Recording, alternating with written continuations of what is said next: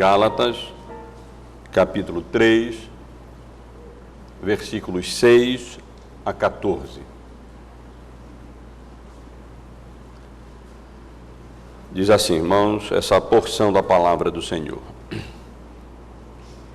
É o caso de Abraão, que creu em Deus, e isso lhe foi imputado para a justiça.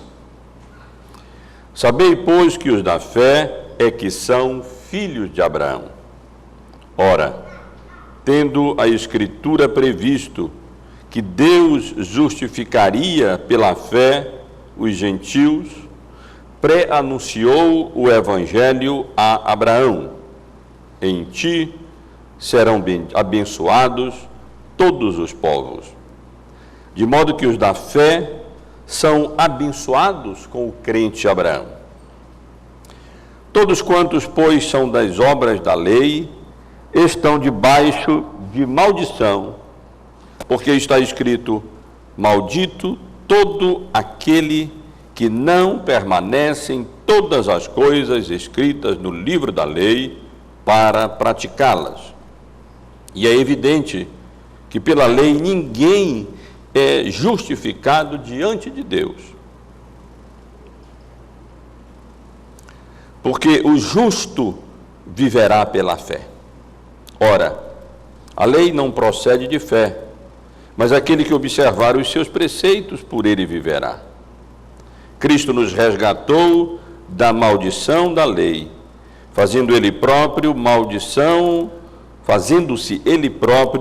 maldição em nosso lugar, porque está escrito, maldito todo aquele que for pendurado em madeiro, para que a bênção de Abraão chegasse aos gentios em Cristo Jesus, a fim de que recebêssemos, pela fé, o Espírito prometido.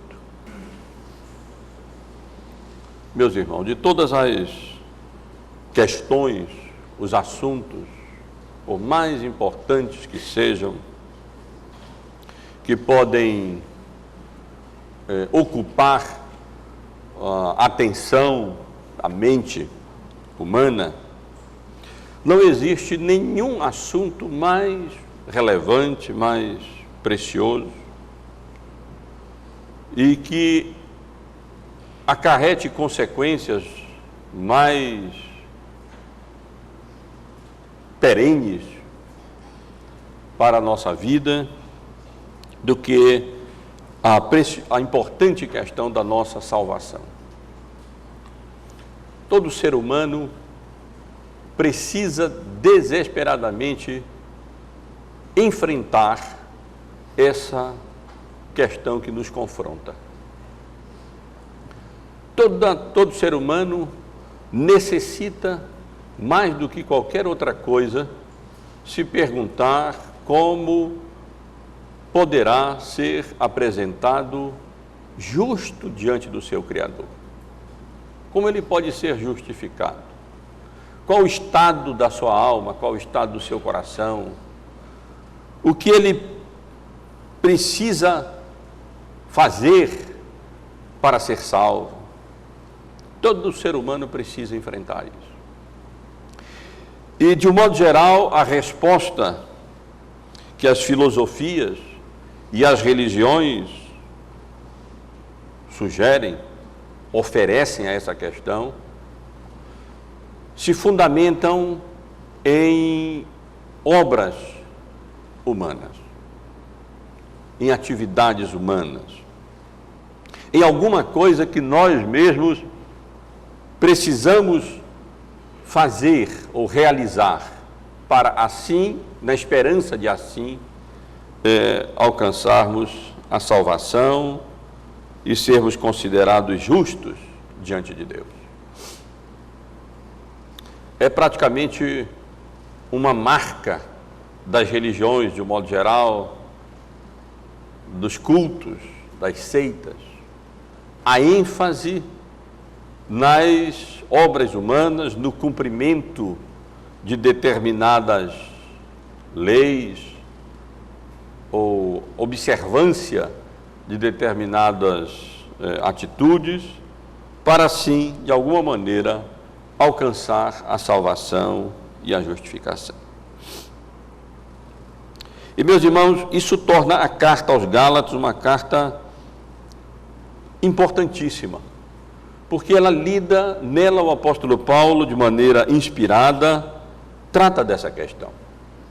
E trata dessa questão não de maneira acadêmica, não como se ele tivesse ali levantado um tema, investigado um tema, para então abordá-lo, desenvolvê-lo, chegar a algumas conclusões lógicas. Mas ele faz isso num contexto, como nós temos estudado, de igrejas que haviam nascido na realidade, através da pregação, da doutrina, da salvação pela graça de Deus, mediante a fé em Cristo, mas que por influência de legalistas, de pessoas que não conseguiam se ver livre de conceitos antigos, próprios para a antiga dispensação, mas impróprios para a nova dispensação, relacionados à obediência à lei de Moisés e à observância de cerimônias e ritos religiosos com vistas à salvação. E é nesse contexto que o apóstolo Paulo se levanta não apenas para defender o seu apostolado e o seu evangelho, mas para argumentar em favor da doutrina bíblica, do coração das doutrinas evangélicas, da salvação exclusivamente pela graça e misericórdia de Deus, mediante exclusivamente a fé em Cristo Jesus, na obra que Cristo realizou em nosso lugar na cruz do Calvário. Os irmãos têm visto como o apóstolo Paulo tem feito isso. Concluímos a sessão biográfica da carta, o apóstolo da liberdade, onde ele defende o seu apostolado e o seu evangelho, apelando para eventos históricos que comprovam a sua independência, ao mesmo tempo o reconhecimento do seu apostolado pelos demais apóstolos, mas a sua vocação diretamente de Cristo, o seu evangelho recebido diretamente dele.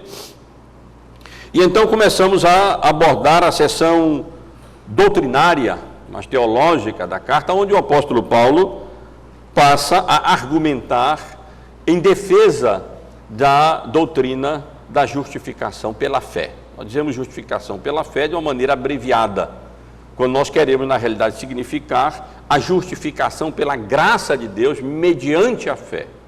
A fé nunca é a base ou o fundamento da justificação. A fé é o meio, é o instrumento da justificação. A base da justificação é exclusivamente a graça, o amor, a misericórdia soberana de Deus em Cristo Jesus. E no domingo passado nós estivemos aqui considerando como o apóstolo Paulo defende a doutrina da justificação pela fé, apelando para a própria experiência dos membros das igrejas da Galácia. Ele se dirige àqueles irmãos de maneira firme, ó Gálatas insensatos, e tenta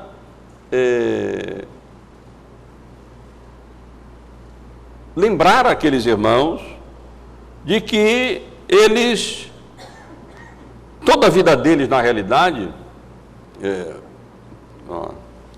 o que eles eram em Cristo, eles eram não por obras da lei, não por observância das leis morais e cerimoniais judaicas, mas pela fé em Cristo.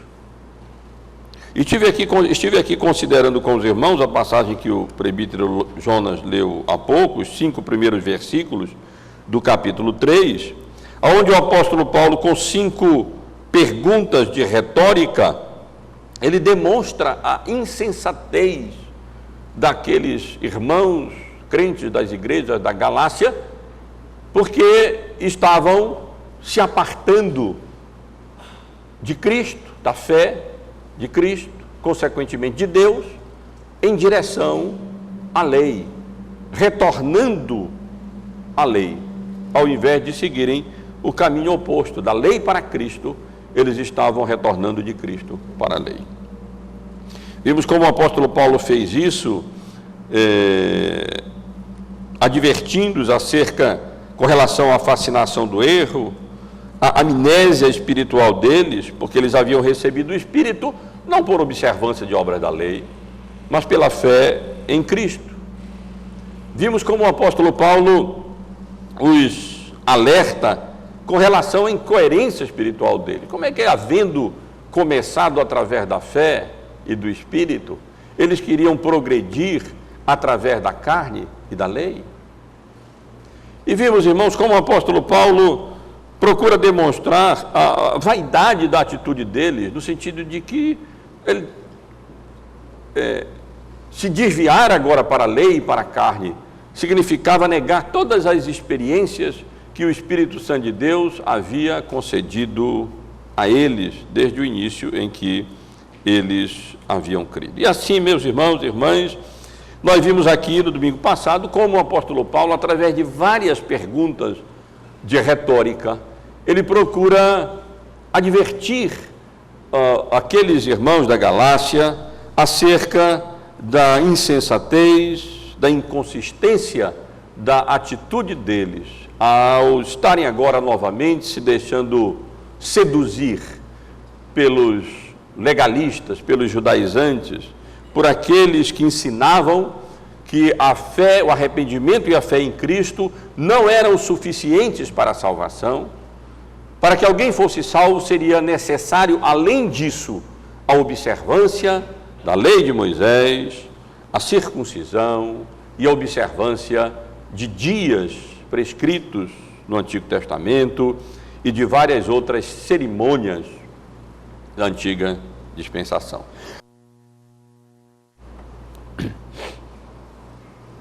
Agora, meus irmãos, o apóstolo Paulo continua, nessa porção que li com os irmãos, a sua defesa da doutrina bíblica da justificação pela fé, fazendo isso a partir das próprias Escrituras, tendo apelado para a experiência da própria igreja da Galácia, dos Gálatas, ele agora apela para as Escrituras, com o propósito de demonstrar a mesma doutrina, o mesmo ensino, que o homem não é salvo, jamais homem algum foi ou será salvo pelo cumprimento de obras da lei, pela observância da lei, mas gentios ou judeus são salvos exclusivamente pela graça de Deus, mediante a fé em Cristo Jesus.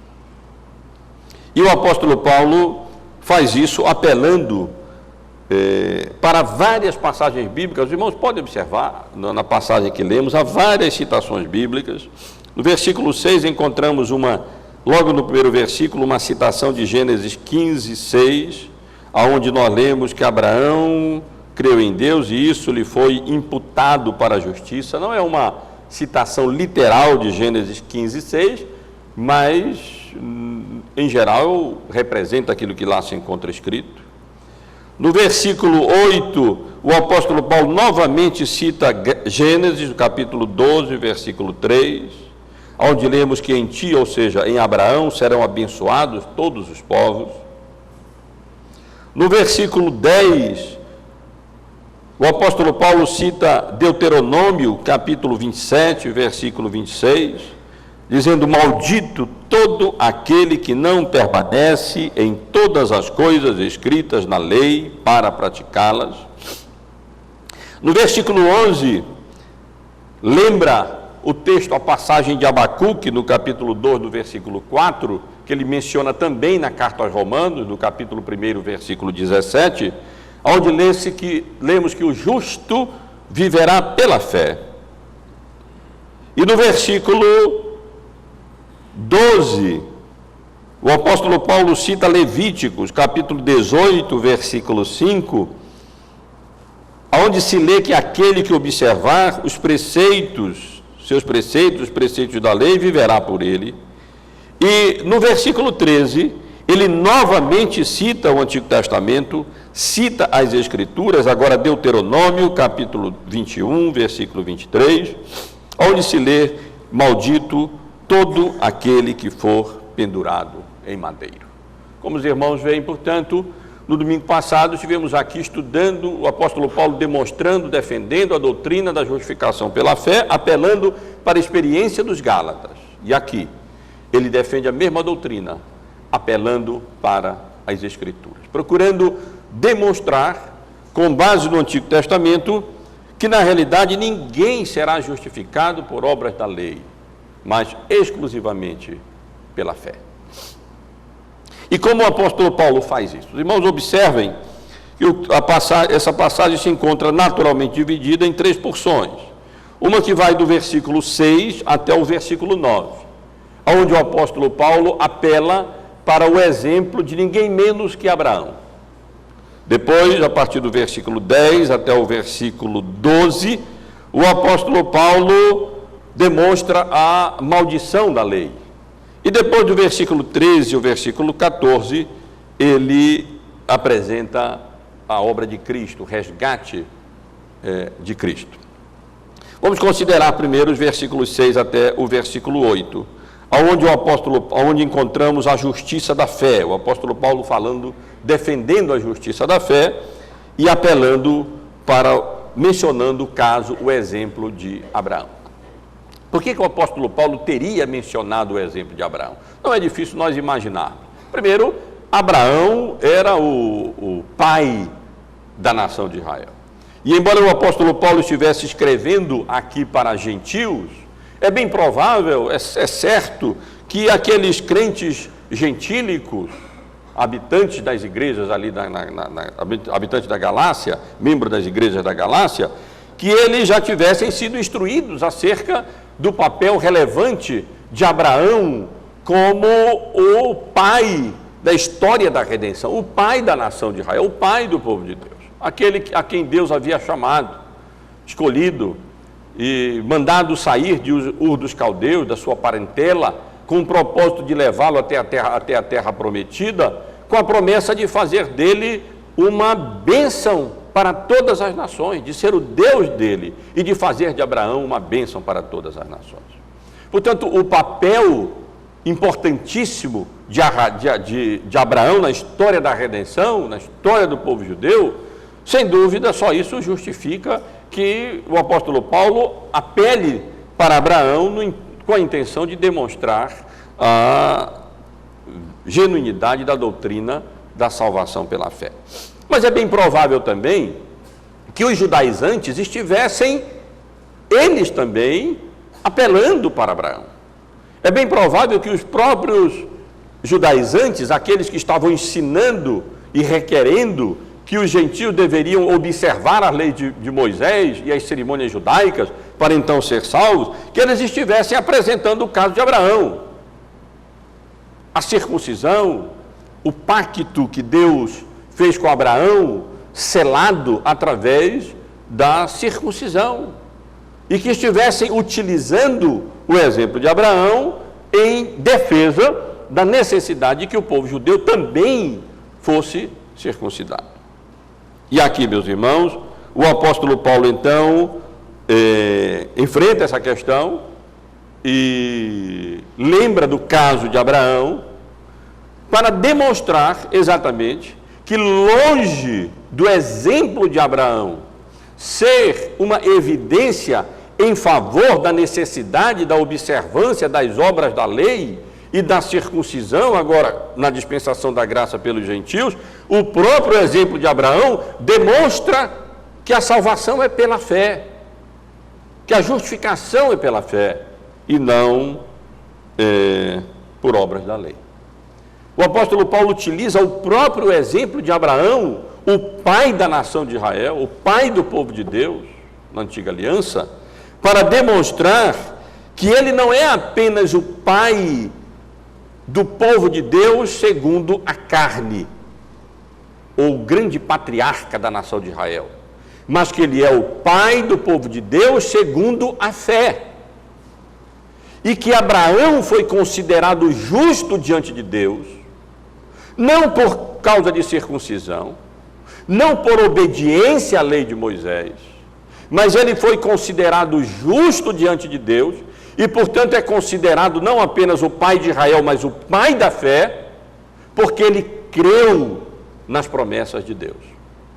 Quando Deus se manifestou a Abraão e disse que o abençoaria e que faria dele uma grande nação e que através dessa nação abençoaria todas as nações na terra, Abraão creu nas promessas de Deus. E por isso lemos em Gênesis, no capítulo 15, verso 6, que isso lhe foi imputado como justiça. E portanto, meus irmãos e irmãs, é que o apóstolo Paulo argumenta, é o caso de Abraão. Quando eu estou falando que vocês foram salvos e que vocês receberam o Espírito Santo e que vocês têm experimentado as misericórdias e as graças de Deus e as manifestações do poder do Espírito Santo, não por obras da lei, mas pela fé, a mesma coisa aconteceu com Abraão. Vocês estão apenas refletindo aquilo que ocorreu com o pai da fé, ocorreu com Abraão. Por isso ele diz, é o caso de Abraão, que creu em Deus, e isso lhe foi imputado para a justiça. E exatamente por isso, os que são da fé é que são os filhos de Abraão. O apóstolo Paulo desenvolve isso mais detalhadamente em Romanos, no capítulo 4. Nós não precisamos ler a passagem agora, mas ali, em uma porção bem maior, o apóstolo Paulo argumenta que, na realidade, os verdadeiros descendentes de Abraão não são aqueles que são meramente circuncidados no prepúcio, mas são aqueles que são circuncidados no coração. São aqueles que andam nas pisadas do pai Abraão. São aqueles que não simplesmente são filhos ou descendência de Abraão, segundo a carne, mas são filhos ou descendência de Abraão, segundo a fé. E quando o apóstolo Paulo argumenta dessa maneira, meus irmãos, ele não está inventando uma teologia nova. Ele está, na realidade, desenvolvendo coisas que o próprio Senhor Jesus Cristo declarou. Talvez os irmãos lembrem lá de João, capítulo 8, como de fato os israelitas se ensoberbeciam e como se orgulhavam e como depositavam a sua confiança no fato de serem descendência de Abraão. E como o Senhor Jesus adverte para o fato que isso não era tudo. Ser descendência de Abraão não garantia nada. Era preciso que eles andassem segundo as pisadas de Abraão. E por isso, lá no capítulo 8 de João, o Senhor Jesus diz assim, lá nós lemos João escrevendo no versículo 31 do capítulo 8. Disse, pois, Jesus aos judeus que haviam crido nele, se vós permanecerdes na minha palavra, sois verdadeiramente meus discípulos e conhecereis a verdade, e a verdade vos libertará. Responderam-lhe, somos descendentes de Abraão e jamais fomos escravos de alguém. Como dizes tu, sereis livres? Respondeu-lhe Jesus, em verdade vos digo, todo que comete pecado é escravo do pecado. E no versículo 39, nesse diálogo, João continua. Então lhe responderam, nosso pai é Abraão. Disse-lhe Jesus, se sois filhos de Abraão, praticai as obras de Abraão. E isso, meus irmãos, o povo de Israel tinha dificuldade de entender. Eles não compreendiam que a circuncisão não era tudo. Eles tiveram dificuldade enorme para discernir, entender que o que tornava o povo de Israel, o povo de Deus, não era simplesmente a circuncisão do prepúcio. Aquilo era apenas um sinal, aquilo era apenas um rito externo que deveria corresponder a uma realidade interna de santidade, de purificação, de um povo que deveria agradar a Deus, procurar obedecer à vontade de Deus, e acima de tudo, um povo de fé, um povo que cria no pacto, que cria na aliança, que cria nas promessas de Deus. Isso é que o povo de Israel deveria ser. Mas eles trocavam as coisas, como de modo geral acontece nas religiões, e se fixavam não nas realidades espirituais, não na confiança nas promessas de Deus, sintetizadas na vinda do Messias, na vinda do Salvador, mas eles passavam a colocar a confiança deles na circuncisão, na observância da lei, dos preceitos da lei, e assim acabavam se desviando da fé e se demonstravam não ser verdadeiros israelitas, porque verdadeiros israelitas eram aqueles que não apenas recebiam a circuncisão de Abraão, mas eram aqueles que andavam nas pisadas de Abraão. E Abraão havia sido justificado cerca de 14 anos diante de Deus, antes da circuncisão. E em Romanos o apóstolo Paulo enfatiza isso, que o apóstolo Paulo, a fé de Abraão, que havia sido uma manifestação de confiança nas promessas de Deus, havia sido imputada como justiça a ele 14 anos antes da instituição da circuncisão, como selo do pacto da graça, como confirmação, como selo, como sinal visível da aliança de Deus com Israel e das promessas, Deus com Abraão, das promessas de Deus de ser o Deus de Abraão e do seu povo, e de abençoar Abraão, de fazer dele uma grande nação, e de através dessa grande nação, abençoar todas as nações, todos os povos da terra. E o apóstolo Paulo diz mais, o apóstolo Paulo diz aqui como que personificando as Escrituras, no versículo 8, que as Escrituras, previndo que Deus justificaria pela fé os gentios, pré-anunciou o Evangelho a Abraão, em Gênesis 12:3, dizendo: em ti serão abençoados todos os povos da terra. É um pré-anúncio do Evangelho, é um anúncio antecipado das bênçãos de Deus que viriam não somente sobre o povo de Israel, mas sobre todas as nações da terra, através do Evangelho, da obra redentora de Cristo na cruz do Calvário, que aqui no dizer do apóstolo Paulo, foi pré-anunciada na Escritura, que Deus, na verdade, justificaria pela fé, não apenas judeus, mas também gentios. Quando lemos em Gênesis 12:3, que em ti, ou também podemos ler aqui, contigo, talvez faça mais sentido, contigo, Abraão, serão abençoadas todas as nações da terra. Os irmãos podem imaginar essa promessa de Deus nas Escrituras a Abraão, como que pré-anunciando aquilo que estava acontecendo agora na dispensação do Evangelho.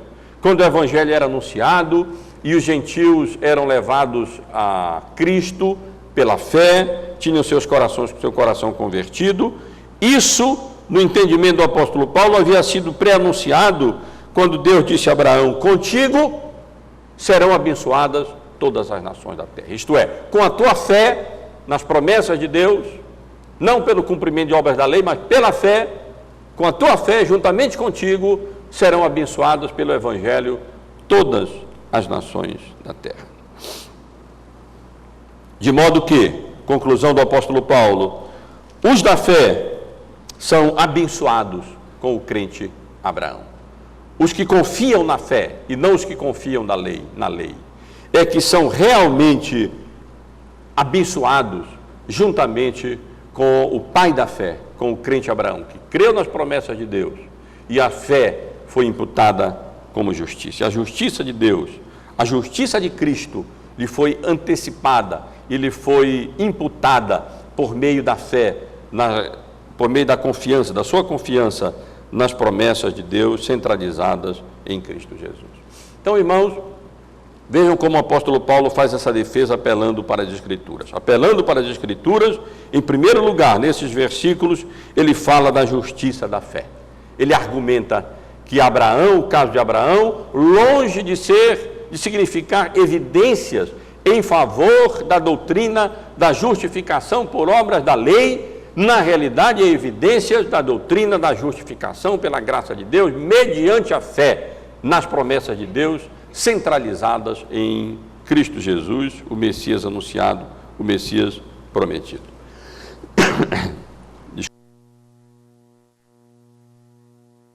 Feito isso, meus irmãos, o apóstolo Paulo continua, havendo exposto a justiça da fé, ele agora argumenta negativamente no que diz respeito à maldição da lei.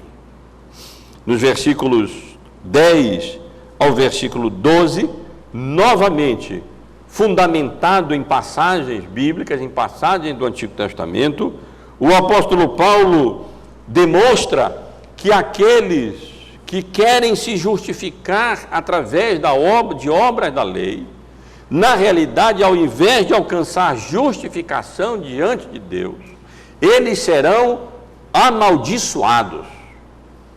Eles ficarão debaixo do juízo da lei, da própria maldição da lei. E vejam, meus irmãos, como o apóstolo Paulo faz isso. Observe a argumentação dele a partir do versículo 10. Ele diz: todos quantos, pois, são das obras da lei, estão na realidade debaixo de maldição. Por que quem é da obra da lei está debaixo de maldição? Porque que toda e qualquer pessoa que pretende ser apresentada justa diante de Deus através de cumprimento de obras da lei, na realidade trazem sobre si maldição e não bênção, e não salvação e não justificação. Ele explica: porque maldito todo aquele que não permanece em todas as coisas escritas no livro da lei para praticá-las. É verdade, ele menciona no versículo 13, que aquele que observar os preceitos da lei viverá por ele. É plena verdade que se alguém cumprisse integralmente, totalmente, todos os preceitos da lei de Deus entregues a Moisés, com todas as suas implicações, como já estudamos aqui algumas vezes, e como muito bem expostas no Catecismo Maior de Westminster, à luz da interpretação que o próprio Senhor Jesus Cristo nos dá, de que se nós simplesmente nos iramos ou chamamos tolo para o irmão, na verdade já somos culpados do mandamento não matarás, e que simplesmente olharmos para uma mulher com uma intenção lasciva ou impura, já adulteramos com ela, já quebramos esse mandamento. O apóstolo Paulo chama atenção para esse fato, que na realidade quem se propõe a ser justificado, ser salvo, através de boas obras, do cumprimento da lei, ele terá que cumprir absolutamente todos os preceitos e implicações da lei de Moisés. Porque, caso contrário, cairá sobre ele, não as bênçãos ou a justificação do cumprimento da lei, mas as maldições da lei. E aí, portanto, ele cita Deuteronômio 27, 26, o final desse capítulo, num capítulo onde nós encontramos descritas não apenas não as bênçãos que viriam sobre o povo de Deus, se eles observassem a lei de Deus, mas que, onde encontramos escritas as várias maldições que viriam sobre o povo de Deus, se eles não observassem, como lá está escrito, todos não permanecer em todas as coisas escritas no livro da lei para praticá-las. Se os irmãos derem ao trabalho de abrir no livro de Deuteronômio, no capítulo indicado, o capítulo de número 27, os irmãos devem lembrar que Deuteronômio é uma grande pregação de Moisés, a proximidade da terra prometida, antes do povo de Deus entrar na terra prometida. E nesse capítulo 27, só observando, os irmãos encontram as maldições que sobreviriam sobre o povo de Israel, se eles não andassem de conformidade com a vontade de Deus. especialmente a partir do versículo 11 até o final do capítulo, o versículo 26, os irmãos observam que quase que cada versículo começa com esse maldito, maldito, maldito homem que fizer imagem de escultura, versículo 15, ou de fundição abominável aos olhos ao Senhor. Maldito aquele que desprezar seu pai e a sua mãe. Maldito aquele que mudar os marcos do seu próximo. Maldito aquele que fizer o cego. E assim vai, maldições contra a obediência. E o último versículo, maldito aquele que não confirmar as palavras dessa lei, não as cumprindo. E aqui o apóstolo Paulo cita isso, aplicando, dizendo, maldito todo aquele que não observar integralmente e praticar a lei de Moisés. E o que ele está ensinando aqui é que, como ninguém pode cumprir integralmente a lei de Moisés, como ninguém pode cumprir totalmente a lei de Deus, então essas pessoas sempre serão amaldiçoadas, sempre serão malditas, sempre estarão debaixo da ira de Deus, se quiserem confiar na sua própria carne, no seu próprio cumprimento, na sua própria observação da lei de Deus. Na terceira seção do texto, irmãos, que vai do versículo 13 até, inclui o versículo 13, os versículos 13 e 14, nós vemos o apóstolo Paulo apresentando a solução desse grande dilema. Já que ninguém pode ser justificado através do cumprimento das obras da lei, porque como o próprio Senhor Jesus declarou, quem tropeça em um item da lei, quebra toda a lei. É culpado de quebrar toda a lei. Então, como que alguém pode ser apresentado justo diante de Deus? Como que a fé pode ser o substituto, a substituta do cumprimento da lei de Deus? É verdade que se alguém cumprisse a lei, viveria por ela. É verdade se alguém pudesse cumprir todas as prescrições, todos os mandamentos da lei de Moisés, poderia viver por ela. Mas, como ninguém cumpre a lei, só há um caminho, só há uma maneira através da qual o ser humano pode ser justificado diante de Deus.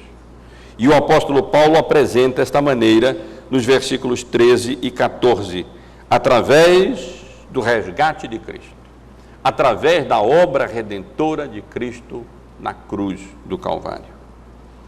Cristo nos resgatou da maldição da lei, fazendo-se Ele próprio maldição em nosso lugar.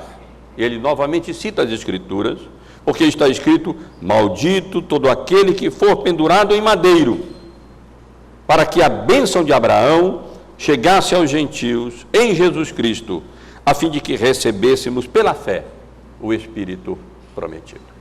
E aqui, meus irmãos, o apóstolo Paulo, depois de haver demonstrado, argumentado em favor da justiça que vem da fé, com base no exemplo de Abraão, depois de indicar que a observância da lei, ao invés de trazer justificação, traz maldição, porque ninguém poderá cumpri-la integralmente, ele então apresenta a solução que é Cristo Jesus.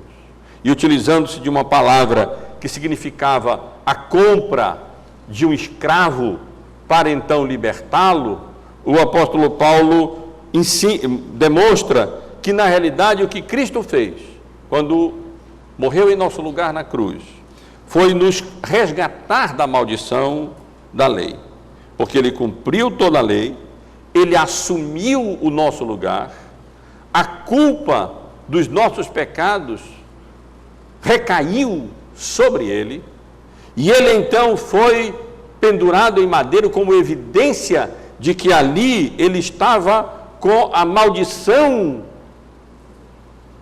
sobre ele, sendo paga por ele, expiada por ele, anulada por ele, para que nós então pudéssemos ser resgatados pelo seu precioso sangue derramado em nosso lugar na cruz do Calvário, e assim as portas das bênçãos de Deus, da bênção de Abraão, pudesse alcançar os gentios, chegar aos gentios em Jesus Cristo, a fim de que pudéssemos juntamente receber o Espírito prometido. Meus irmãos, é uma passagem rica, é uma passagem preciosa, cheia de termos teológicos, mas em suma o significado é claro. O apóstolo Paulo, partindo do exemplo de Abraão, demonstra que o próprio Abraão, o pai da nação de Israel, na realidade havia sido justificado não por cumprimento de obras da lei, mas havia sido justificado pela fé, por confiar nas promessas de Deus, que encontram o seu cumprimento no Messias, em Cristo. E que na realidade aqueles que são verdadeiros descendentes de Abraão, não são aqueles que são descendentes meramente segundo a carne, mas são aqueles que andam nas pisadas de Abraão. São aqueles que depositam a sua fé e a sua confiança não na observância ou no cumprimento das obras da lei, mas em Cristo Jesus e na obra redentora expiatória que Ele realizou em nosso lugar na cruz do Calvário. E Ele está dizendo: que insensatez é alguém querer se apresentar justo diante de Deus, reivindicando a observância e o cumprimento das obras da lei. Cristo veio ao mundo exatamente para nos livrar dessa maldição que pesava sobre todos nós, já que ninguém, nenhum de nós, cumpre integralmente a vontade de Deus. Meus irmãos, a aplicação dessa passagem é especialmente para aqueles que ainda não conhecem a graça salvadora do Senhor Jesus. Ela se aplica também para nós. Ela nos adverte acerca do perigo que os Gálatas enfrentavam de perder de vista que o cumprimento da lei, mera observância das obras da lei, com propósito de justificação, com propósito de salvação, não traz salvação nunca. Não porque esse cumprimento não pudesse trazer, mas porque nós, vendidos à escravidão do pecado, jamais observaremos e cumpriremos todas as obras da lei. Jamais alcançaremos o estándar, o padrão da vontade de um Deus santo, absolutamente perfeito e que não tolera absolutamente nada de pecado. E como nenhum de nós pode alcançar esse estándar, esse padrão, esse nível de santidade, sede santos, porque o Senhor vosso Deus é santo, todos nós estaríamos debaixo da maldição da lei, porque nenhum de nós conseguiria cumpri-la. E que Deus seja gracioso conosco e jamais permita que desviemos os nossos olhos do fato de que nós não somos justificados por obras da lei. E não foi assim que fomos trazidos à fé. E não é assim que desenvolveremos a nossa salvação. Mas a aplicação principal é para aqueles que ainda não conhecem a graça de Deus em Cristo. É para aqueles que ainda, de alguma maneira, acalentam algum tipo de esperança de alcançar justificação e salvação através de obras humanas. Será que alguém, aqui hoje à noite, imagina que poderá, diante de uma passagem como essa, ter algum tipo de esperança de ser alcançado, de ser considerado justo diante de Deus, pelo cumprimento das obras da lei? Será que alguém poderia reivindicar pleno cumprimento da vontade de Deus, da lei de Deus? O povo de Deus do Antigo Testamento, o povo de Israel, muitas pessoas pensavam assim, porque não entendiam, não compreendiam todo o significado, todas as implicações da lei do Senhor. Mas se nós atentarmos para a lei de Deus, se nós lermos os 10 mandamentos encontrados em Êxodo, no capítulo 20, e se refletirmos acerca das implicações de cada um desses 10 mandamentos, teríamos que dizer: culpado, somos culpados, quebramos esses mandamentos. Ou quem de nós poderia sugerir que nunca colocou outros deuses diante de si? Quem de nós poderia pode acalentar a esperança de que nunca colocou outras pessoas ou outras coisas no lugar de Deus na sua vida? Porque se você fez isso uma vez, se você quebrou esse mandamento uma vez, não sendo necessária a construção de bezerros de ouro ou de imagens de idolatria, mas colocou qualquer outra coisa em primeiro lugar na sua vida que não Deus, você está debaixo de maldição.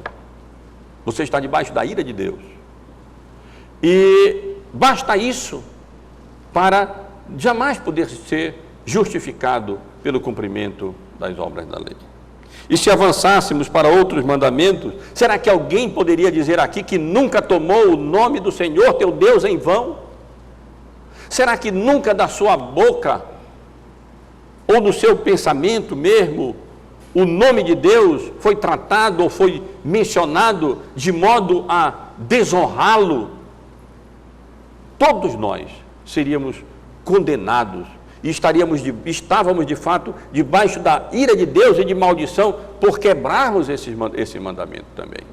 E eu poderia ler, irmãos, qualquer um dos mandamentos. Quem de nós poderia imaginar que nunca quebrou o quarto mandamento, a guarda do sábado? Quem de nós poderia acalentar esperança de ser salvo através do cumprimento desse mandamento só? Desse mandamento só. Ou do quinto mandamento, como encontramos, honra teu pai e tua mãe. Ou do sexto, não matarás, interpretado como o Senhor Jesus nos ensina a interpretar, dizendo que basta nós dizermos uma palavra dura ou nos irarmos contra o nosso irmão, nós já estamos matando, nós já estamos quebrando o sexto mandamento. Ou quem de nós nunca adulterou, nunca teve um pensamento lascivo, nunca olhou para uma mulher ou mulher ou homem com uma intenção impura no seu coração? Ou quem de nós, meus irmãos e irmãs, nunca furtou, nunca disse falso testemunho, nunca cobiçou?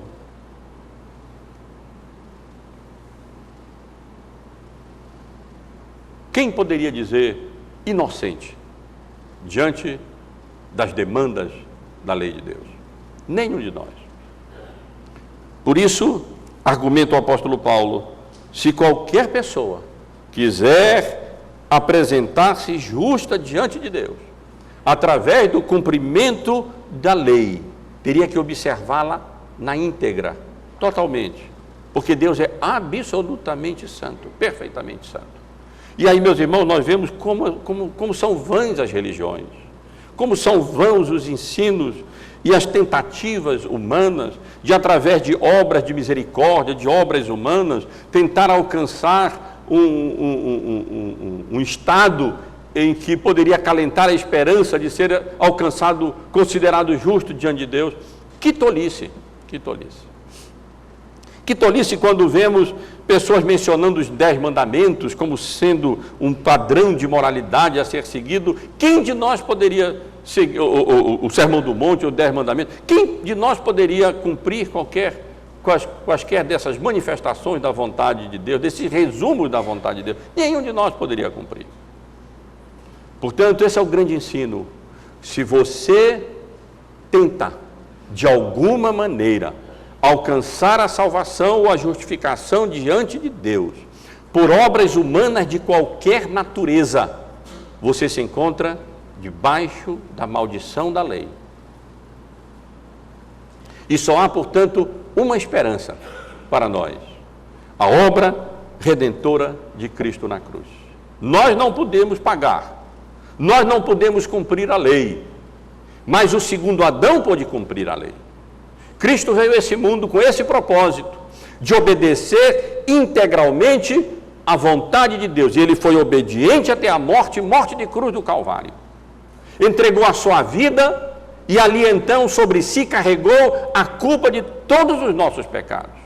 O que tornou quase que insuportável a morte de Cristo na cruz não foram os flagelos, não foi a coroa de espinho, não foram os sofrimentos físicos, por maiores que tenham sido, mas foi o peso de suportar sobre si a culpa dos nossos pecados e o peso de o próprio Deus, o próprio Pai, se afastar dele, porque ele não poderia suportar o pecado. E ali estava a culpa do nosso pecado carregado sobre Cristo, e ele ali considerado maldito no madeiro, porque estava carregando a culpa do pecado de todos nós. E essa, portanto, irmãos, é a nossa única esperança. Não méritos, não virtudes, que nos desesperemos de alcançar a salvação ou a justificação através do cumprimento das obras da lei. É verdade que a lei moral de Deus permanece como uma expressão da vontade santa de Deus. A lei é perfeita. Imperfeitos somos nós. E ela agora deixa de ser uma maldição para nós e passa a ser uma alegria para nós querermos observá-las e cumpri-las como expressão da nossa gratidão pela salvação que nós temos, pela obra redentora de Cristo na cruz do Calvário, mas nunca com a intenção de justificação ou salvação. Nós não acalentamos a menor esperança de alcançarmos o mínimo de salvação ou justificação através da nossa santificação, através do nosso cumprimento das obras da lei. A nossa esperança está depositada exclusivamente na obra redentora de Cristo na cruz, nos méritos dele, na virtude dele, na santidade do Cordeiro de Deus que tira o pecado do mundo. Tentamos andar de conformidade com a vontade de Deus e observando a sua palavra agora, não para acrescentar uma vírgula à salvação que temos em Cristo Jesus, mas como expressão da nossa gratidão pela sua misericórdia. Procuramos, ainda que imperfeitamente, de maneira imperfeita, observar a sua vontade na sua palavra, com a graça dele e a ação do seu Espírito Santo na nossa vida, de maneira que possamos viver de modo íntegro, reto, temente ao Senhor, para o louvor, para a honra e para a glória do nosso Deus. O justo viverá nunca pelo cumprimento das obras da lei. O justo viverá pela fé. Na fé, no resgate de Cristo. A fé no fato de que Cristo, ao morrer na cruz, como nós estaremos relembrando daqui a alguns momentos, ao participarmos da ceia, ele foi pendurado em nosso lugar no madeiro. E a maldição do não cumprimento integral da lei caiu sobre ele. Não porque ele não tivesse cumprido integralmente a lei, mas porque nós não cumprimos. E a nossa culpa foi colocada sobre Cristo. E ali foi expiada a nossa culpa, foi paga a nossa culpa, de tal maneira que quando nos aproximamos para adorar a Deus, Deus não vê nenhuma falta em nós, nenhum pecado em nós, porque eles foram todos lavados, purificados e perdoados no sangue do Cordeiro. Que maravilha, meus irmãos, e que salvação preciosa, e que doutrina preciosa para nós, e central é essa, da salvação, da justificação, não pelo cumprimento das obras da lei, mas exclusivamente pela graça de Deus, mediante a fé, na obra redentora e resgatadora de Cristo, pendurado no madeiro, no nosso lugar. Que Deus nos abençoe e que essas verdades nos animem, nos encorajem, e se alguém ainda não depositou a sua confiança em Cristo, se desespere das suas próprias obras, porque elas só trazem maldição nessa vida e maldição eterna e condenação eterna, quando serão lançados eternamente para longe de qualquer manifestação da graça, da misericórdia e da bondade do nosso Criador.